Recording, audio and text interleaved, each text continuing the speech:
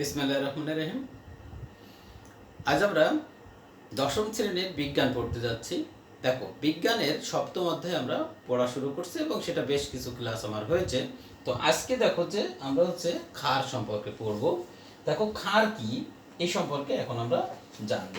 এখন দেখো যে ক্ষারকের দেখো রাসায়নিক বৈশিষ্ট্য। হ্যাঁ, তো আমরা দেখো অষ্টম শ্রেণীতে কিন্তু লবণ, অ্যাসিড, ক্ষার এ সম্পর্কে পড়েছি, কিন্তু দশম শ্রেণীতে আমরা এর উপরে দেখো আরো বেশি পড়বো। ঠিক আছে, এখন দেখো নির্দেশকের সাথে বিক্রিয়ার মাধ্যমে দেখো রং পরিবর্তনের মাধ্যমে আমরা কি করতে পারি। দেখো যে সবাই, হ্যাঁ তোমরা দেখো সবাই জানো যে ক্ষারক হচ্ছে নীল, লাল লিটমাসকে দেখো নীল করে। তাহলে দেখো যে লাল লিটমাস কাগজকে রং পরিবর্তন করে দেখো সেটা নীল করবে। এছাড়াও দেখো কোনো কিছু দেখো আরও কিছু আছে নির্দেশক আছে, যে নির্দেশকগুলো কি করে নিয়মিতভাবেই পরীক্ষাগারে ব্যবহার করা হয়। সেটা হচ্ছে কি, দেখো যে মিথাইল অরেঞ্জ, তারপর হচ্ছে মিথাইল রেড, তারপর হচ্ছে ফেনল হথেলিন। ঠিক আছে, এগুলো দেখো রং পরিবর্তন করে এবং এই রং পরিবর্তনের মাধ্যমে আমরা বুঝতে পারি যে এটা অ্যাসিড কি, ক্ষার কি, লবণ। ঠিক আছে, তো আসো এখন আমরা একটা কি চার্ট দেখবো, সেই চার্টের মাধ্যমে এটা বুঝতে পারবো আরো ভালো। খেয়াল করো,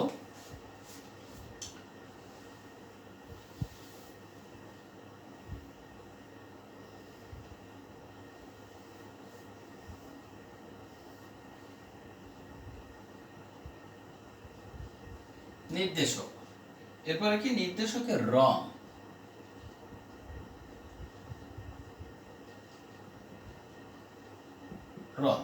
এরপরে দেখো ক্ষারকের ধারণকৃত রং,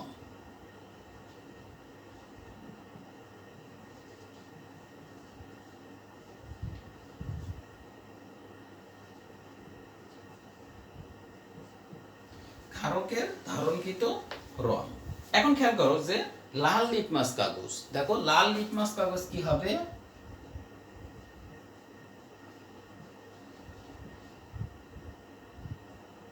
লাল লিটমাস কাগজ, এখানে দেখো কি হবে, রং কি ছিল, লাল ছিল।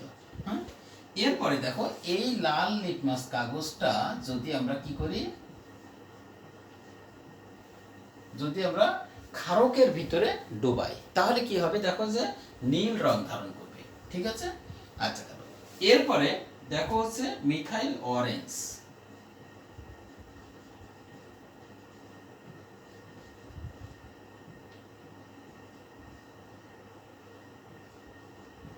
দেখো মিথাইল অরেঞ্জ এর রং কেমন, দেখো কমলা। কোথায়, নর্মাল অবস্থায় কিন্তু এটা থাকে কমলা। এটা যখন আমরা ক্ষারকের ভিতরে মিশাবো তখন কি হবে, হলুদ।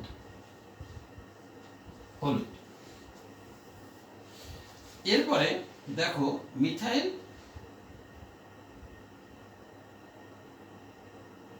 রেড,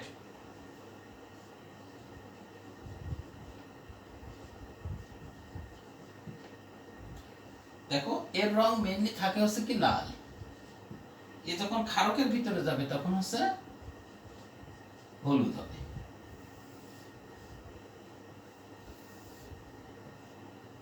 আরেকটা নির্দেশক দেখি আমরা, ফেনল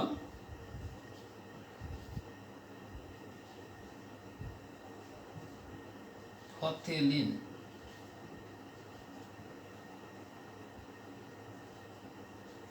বর্ণহীন, এটা হচ্ছে দেখো গোলাপি বর্ণ ধারণ করে।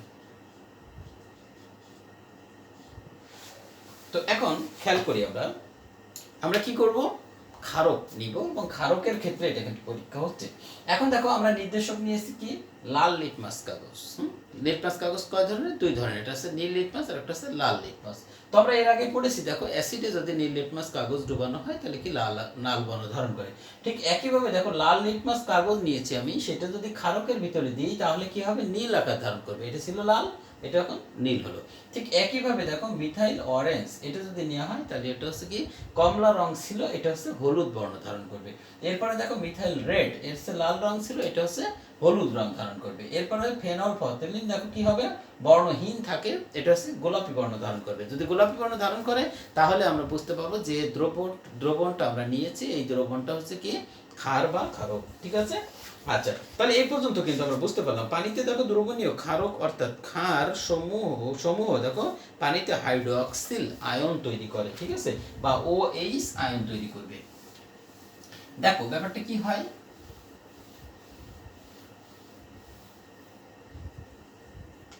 দেখো যে হাইড্রোক্সিল আয়ন বা OH এটা তৈরি করবে, ঠিক আছে। তো এই আয়নটা হচ্ছে পানিতে দেখো দ্রবীভূত অবস্থায়, দেখো দ্রবণীয় অবস্থায় হচ্ছে কি করবে, এই হাইড্রোক্সিল আয়ন তৈরি করবে। দেখি আমরা সোডিয়াম হাইড্রোক্সাইড এইটা যখন পানিতে মিশানো হবে দ্রবণীয় অবস্থায়, দেখো এটা কি তৈরি করবে, হাইড্রোজেন আয়ন, সোডিয়াম আয়ন তৈরি করবে আর OH হাইড্রোজেন আয়ন তৈরি করবে। এরপরে দেখো পটাশিয়াম হাইড্রোক্সাইড, এখান থেকে আমাদের কি পটাশিয়াম তৈরি হলো আর OH হাইড্রোক্সিল আয়ন হলো। আর হচ্ছে এরপরে দেখো কি আছে, অ্যামোনিয়াম হাইড্রোক্সাইড, এটা হচ্ছে NH4 প্লাস OH। এটা তাহলে আমরা বুঝতে পারলাম কি যে সোডিয়াম দেখো হাইড্রোক্সাইড, এখান থেকে সোডিয়াম এবং হাইড্রোক্সিল আয়ন তৈরি করলো। ঠিক পটাশিয়াম হাইড্রোক্সাইড, পটাশিয়াম এবং হাইড্রোক্সাইড, এখানে কিন্তু প্লাস হবে কারণ এই একটা ইলেকট্রন কি দান করছে, কাকে দান করছে, সোডিয়াম এবং হাইড্রোক্সাইডকে কিন্তু দান করছে। আচ্ছা হাইড্রোক্সাইড কি করছে, সে পটাশিয়ামের কাছ থেকে একটা হাইড্রোজেন একটা আয়ন হচ্ছে গ্রহণ করছে, দেখো একটা ইলেকট্রন গ্রহণ করছে। খেয়াল করো যে তাহলে এখানে হচ্ছে অ্যামোনিয়ামে প্লাস মানে হচ্ছে সে একটা ইলেকট্রন কি করছে, দান করছে, কাকে দান করছে, হাইড্রোক্সাইডকে, এবং হাইড্রোক্সাইড অ্যামোনিয়াম থেকে কি করছে, একটা ইলেকট্রন গ্রহণ করছে। এইভাবেই কিন্তু অ্যামোনিয়াম হাইড্রোক্সাইড তৈরি করছিল। তো এখন দেখো যে ক্ষারক অ্যাসিডের সাথে বিক্রিয়া করে দেখো লবণ উৎপন্ন করে। তাহলে ক্ষারক বা ক্ষার এগুলো কি করে, অ্যাসিডের সাথে বিক্রিয়া করে লবণ এবং পানি তৈরি করে। ঠিক আছে, আমরা একটু দেখি, দেখো অ্যাসিড আর ক্ষারক বিক্রিয়া করে কি তৈরি করবে, লবণ প্লাস পানি তৈরি করবে, রাইট। এখন খেয়াল করো যে এবং লবণটা হচ্ছে কি দেখো নিরপেক্ষ বা নিষ্ক্রিয় হয়ে যায়। ঠিক আছে, দেখো নিষ্ক্রিয় বা নিরপেক্ষ পদার্থ লবণ তৈরি করে। ঠিক আছে, সেটা অ্যাসিডীয় না ক্ষারীয় না, এই দুটোর থেকে বিক্রিয়া করে কি তৈরি করে, লবণ তৈরি করে। এখন দেখো পরে আমরা এই সম্পর্কে দেখো বিস্তারিত জানবো। এখন খেয়াল করো যে দৈনন্দিন জীবনে বা প্রত্যাহিক জীবনে হচ্ছে এই ক্ষার বা ক্ষারকের দেখো ব্যবহার আছে কিনা এবং সে সম্পর্কে আমাদের কিছু সাবধানতা অবলম্বন করা প্রয়োজন আছে কিনা সেই সম্পর্কে এখন আমরা জানবো। এখন দেখো যে মৌমাছি যখন হুল ফোটায়, ঠিক আছে, তখন কি হয়, দেখো যে তখন কিন্তু আমাদের জ্বলাপোড়া শুরু হয়, তাই না। এখন দেখো যে আমরা যেটা পড়তেছি সেটা হচ্ছে দৈনন্দিন জীবনে বা প্রত্যাহিক জীবনে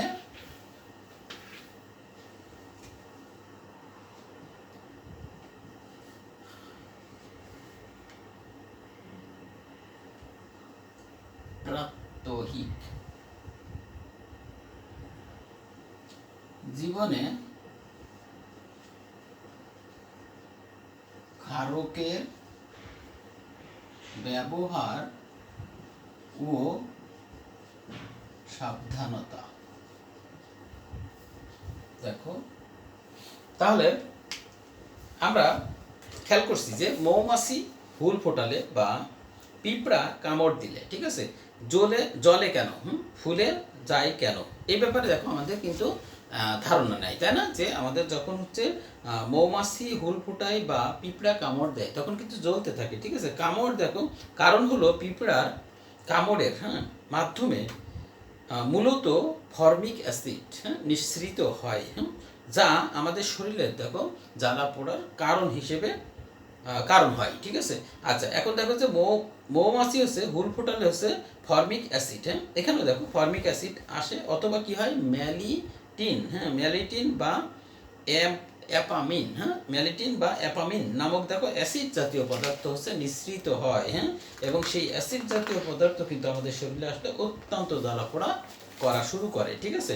আচ্ছা, এবং ওই জায়গা হচ্ছে দেখো যে প্রচুর জ্বালা করে কিন্তু। এখন দেখো যে প্রশ্ন হচ্ছে যে আমরা তাহলে পিঁপড়াই কামড়ালে বা মৌমাছি কামড়ালে আমাদের তখন করণীয় কি? হ্যাঁ, তো এখন আমরা কিন্তু অলরেডি একটু আগেই দেখলাম যে অ্যাসিডের ক্রিয়া নষ্ট করতে গেলে বা নিষ্ক্রিয় করতে গেলে আমাদের কি ক্ষার ব্যবহার করতে হবে, তাই না? তাহলে এখানে ওষুধ হিসেবে কিন্তু তুমি যদি আবার অ্যাসিডীয় কোনো পদার্থ দাও তাহলে কিন্তু কোনো কাজ হবে না, বরং আরও জ্বলা বাড়বে। হ্যাঁ, তখন তোমার কি করতে হবে, ক্ষারীয় জাতীয় যে ক্ষার জাতীয় পদার্থ যেগুলো আছে সেগুলো ব্যবহার করতে হবে। যেহেতু দেখো এইসব ক্ষেত্রে জ্বালা পড়ার কারণ হচ্ছে অ্যাসিড, তাই এদেরকে দেখো অ্যাসিডের ক্রিয়ায় নিষ্ক্রিয় করতে গেলে আমাদের কি ক্ষার ব্যবহার করতে হবে। সেখানে হচ্ছে লোশন ব্যবহার করা যেতে পারে। হ্যাঁ, লোশনটা হচ্ছে দেখো কি,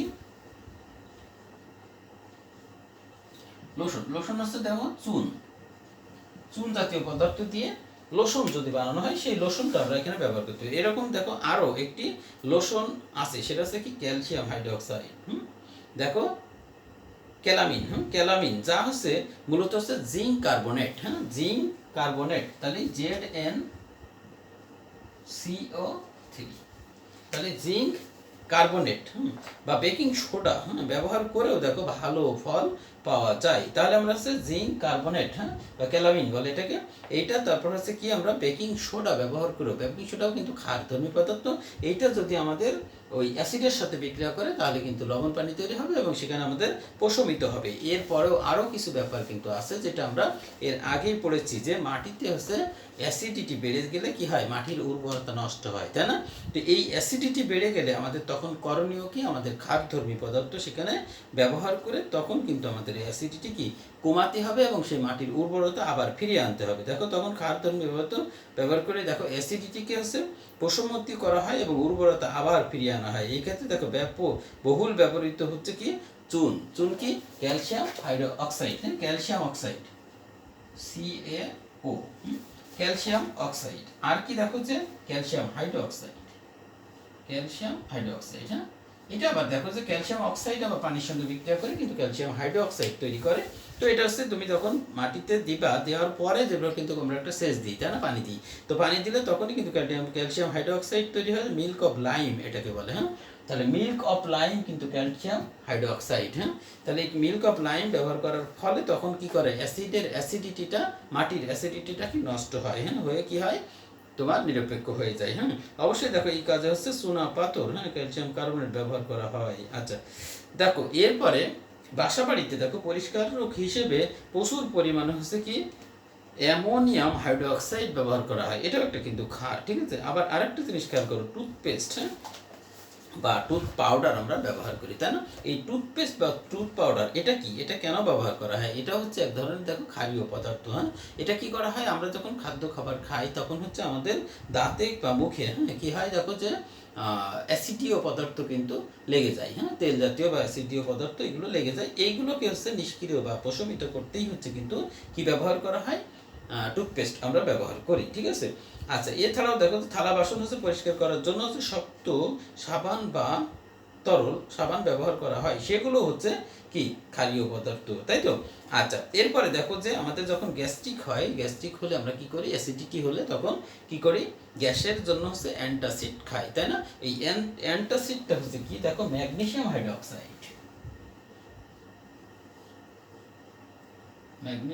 হাইড্রোক্সাইড, আবার অ্যালুমিনিয়াম হাইড্রোক্সাইড, এটাও কিন্তু আমরা খেয়ে থাকি। তাহলে ক্যালসিয়াম হাইড্রোক্সাইড, ম্যাগনেসিয়াম হাইড্রোক্সাইড বা অ্যালুমিনিয়াম হাইড্রোক্সাইড এইগুলোই কিন্তু আমাদের কি অ্যান্টাসিড ওষুধ, ঠিক আছে। অ্যান্টাসিড যেটা আমরা খাই এটার ভিতরে আছে ম্যাগনেসিয়াম হাইড্রোক্সাইড থাকে এবং কি থাকে, অথবা কি থাকে দেখো অ্যালুমিনিয়াম হাইড্রোক্সাইড থাকে। এইগুলো খেলে আমাদের কি হয়, পেটের অ্যাসিড যেটা হাইড্রোক্লোরিক অ্যাসিড আছে সেই অ্যাসিডের ক্রিয়াটা কিছুটা হলেও কি মন্থর করে, যে কারণে আমরা কি স্বাভাবিক বোধ আবার করতে শুরু করি, ঠিক আছে। এরপর দেখো ক্ষার ও ক্ষারকের ব্যবহারের ক্ষেত্রে সাবধানতা। এখন একটা ব্যাপার খেয়াল করো, আমরা কিন্তু অ্যাসিডের ক্ষেত্রে দেখেছি যে অ্যাসিড যদি আমাদের গায়ে বা কোথাও হাতে বা কোথাও লাগে তখন কিন্তু আমাদের কি প্রচুর জলে এবং সেখান থেকে হচ্ছে কি চামড়া পর্যন্ত উঠে যায়, তাই তো, পুড়ে যায়।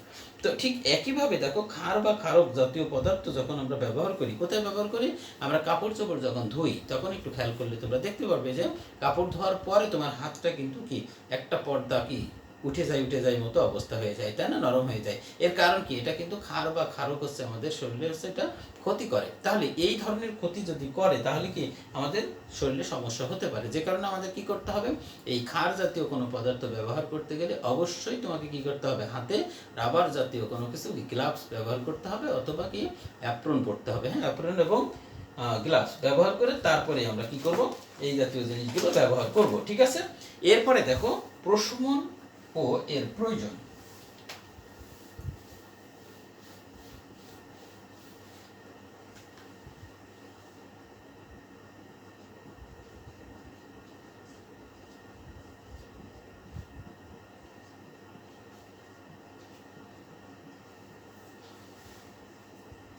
দেখো যে প্রশমন ও এর প্রয়োজনীয়তা বা প্রয়োজন। ঠিক আছে, আচ্ছা এখন প্রশমন কি, দেখো পাকস্থলীতে অ্যাসিডিটি হলে, দেখো পেটের ব্যথা হলে আমরা কি করি, ম্যাগনেসিয়াম হাইড্রোক্সাইড বা অ্যালুমিনিয়াম হাইড্রোক্সাইড নামক অ্যান্টাসিড ওষুধ খাই, তাই না।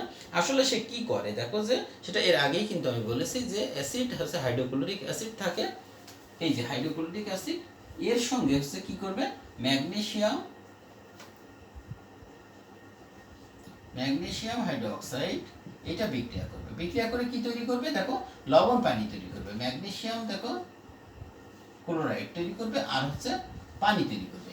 তো দেখো এই বিক্রিয়ার ফলেই কিন্তু তুমি কি করবা, পেটের হচ্ছে প্রশমন বোধ করবা। ঠিক আছে, ম্যাগনেসিয়াম ক্লোরাইড হয়ে গেল, তার মানে এটা হচ্ছে নিষ্ক্রিয় হয়ে গেল। এই যে বিক্রিয়াটা, এই বিক্রিয়াটাই হচ্ছে কি প্রশমন বিক্রিয়া। ঠিক আছে, আর এই প্রশমন বিক্রিয়া আমাদের শরীরে বা আমাদের বিভিন্ন কাজে কিন্তু প্রচুর প্রয়োজন, তাই না।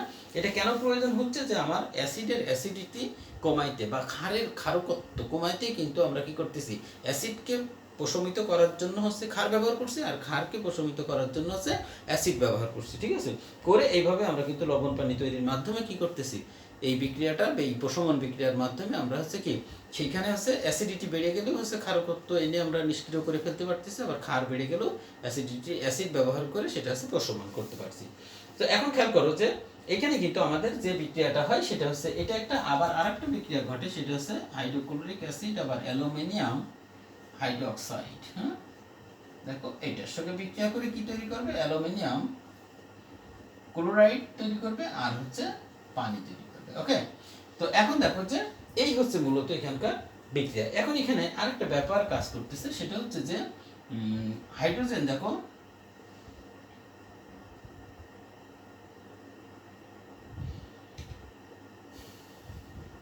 দেখো এখানে হচ্ছে আমাদের কি করতে হবে, এখানে হচ্ছে 3 দিতে হবে, আর এখানে কিন্তু 3 দিতে হবে। হ্যাঁ, তা না হলে সমস্যা কি হবে, দেখো এখানে 3টা হাইড্রোজেন আছে, এখানেও 3টা হাইড্রোজেন, তাহলে কটা, 6টা হাইড্রোজেন আছে, এখানে 3 দুগুণে কিন্তু এখানে 6টা হাইড্রোজেন আছে। ক্লোরিন কটা আছে, 3টা, এখানেও দেখো 3টা হয়েছে। এরপর অক্সিজেন দেখো কটা আছে, 3টা, এখানেও কিন্তু অক্সিজেন 3টা হয়েছে। ঠিক আছে, এই সমতা করার জন্য আমাদের কিন্তু এটা করতে হলো। এরপরে দেখো এখানে 2 দিব আমরা, আর এইখানে কিন্তু 2 দিব, দিলে এখানেও দেখো যে সমতা হলো। এখন এরপরে দেখো যে আমরা চুন, ঠিক আছে, ক্যালসিয়াম অক্সাইড বা কুইকলাইম, দেখো ক্যালসিয়াম অক্সাইড বা কুইকলাইম বা ক্যালসিয়াম হাইড্রো অক্সাইড, ঠিক আছে, দিয়েও দেখো মাটির অ্যাসিডিটি দেখো দূর করে এবং মাটির উর্বরতা আবার আমরা কি ফিরিয়ে আনতে পারি। ঠিক আছে, এটাও একটা প্রশমন বিক্রিয়া। সেটা হচ্ছে দেখো কি হয়, ক্যালসিয়াম অক্সাইড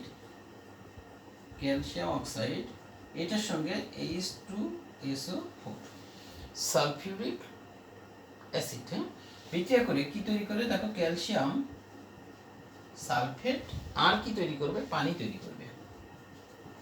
দেখো পানি তৈরি করবে। হ্যাঁ, তো এই বিক্রিয়ার মাধ্যমে দেখো যে কি হচ্ছে, তোমার ইসের কি ক্ষারকত্বটা বা লবণত্বটা এটা হচ্ছে কি নষ্ট করে। ঠিক আছে, আচ্ছা তাহলে দেখো তোমরা ইতিমধ্যেই জেনেছো, হ্যাঁ, খাওয়ার পর আমাদের দেখো মুখে অ্যাসিড তৈরি হয়। ঠিক আছে, এবং সেই অ্যাসিড দূর করার জন্য আমরা কি করি, টুথপেস্ট বা টুথ পাউডার ব্যবহার করে কি করি, দাঁত মেজে এটা হচ্ছে ক্ষয় রোধ করি। ঠিক আছে, আচ্ছা, বা দাঁতের ক্ষয়ও কিন্তু এই অ্যাসিডের কারণে হয়। হ্যাঁ, এভাবেই দেখো এরকম প্রশমন বিক্রিয়াই ঘটে। হ্যাঁ, তাহলে টুথপেস্টে হচ্ছে পিএইচ এর মান কত থাকে, 9 থেকে হচ্ছে 11। হ্যাঁ, 9 থেকে 11 পর্যন্ত কিন্তু টুথপেস্টে হচ্ছে পিএইচ থাকে, তার মানে কিন্তু বেশ ক্ষারকত্ব একটা পদার্থ। ঠিক আছে, আচ্ছা তাহলে দেখো এরা হচ্ছে ক্ষারীয়, এবং এতে হচ্ছে ক্যালসিয়াম হাইড্রোক্সাইড, বেকিং সোডা, তারপর হচ্ছে টেট্রা সোডিয়াম পাইরো ফসফেট জাতীয় পদার্থ থাকে। হ্যাঁ, তাহলে দেখা যাচ্ছে যে প্রশমন বিক্রিয়া আমাদের জীবনে দেখো অত্যন্ত গুরুত্বপূর্ণ ভূমিকা